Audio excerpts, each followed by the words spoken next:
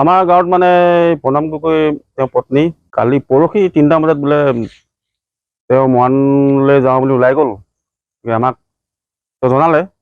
কালি আমি এজাহাৰ এখন দিলোগৈ থানাত বিচাৰ খোচাৰ কৰিবৰ কাৰণে আৰু পোৱা নাই এতিয়ালৈকে। এতিয়া আজি এতিয়া নিউজ লাইভক আমি কথা ক'বলগীয়া হৈছে। মানে এইটোৱে আছে, তেওঁ ঘৰখনৰ কথা ভাবি তেওঁ যেন গুচি আহে, আমি সেইটোৱে আমাৰ গাঁৱৰক্ষী বাহিনীৰ পৰা আমি আহ্বান জনাইছোঁ। মানে আমাৰ ফালৰ পৰা মোৰ ঘৰত একো কাজিয়া চাজিয়া তেনেকৈ হোৱা নাছিলে।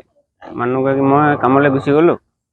তাৰপৰা মানুহগৰাকী 3টা বজাত মানে মৰাণ যাওঁ বুলি এই সৰু বেটা কৈ থৈ গ'ল। বেটাক কৈ থৈ গ'ল কাপোৰ চিলাব আছে বুলি, মই কাপোৰ চিলাই আহোঁ। তেনেকৈ গ'ল আৰু এতিয়ালৈকে অহা নাই। কেতিয়া গ'ল? শনিবাৰে 3টা বজাত। আপুনি বিচাৰ খোচাৰ কৰিলে? বিচাৰ কৰিলোঁ। মাকৰ ঘৰলৈ গৈছিলোঁ আমি, গোটেই 3টা গৈছিলোঁ আমি, বেটা, সৰু বেটা, ডাঙৰ বেটা আৰু মই। তাত অহা নাই বুলি ক'লে। মাৰ ঘৰ ক'ত? আমাৰ ঘৰ লেঙি নাচনি। এইটো কি গাঁও?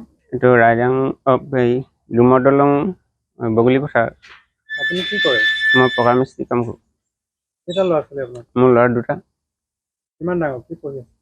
ডাঙৰটো BA 4th চেম আৰু সৰুটো এবাৰ মেট্ৰিক দিব।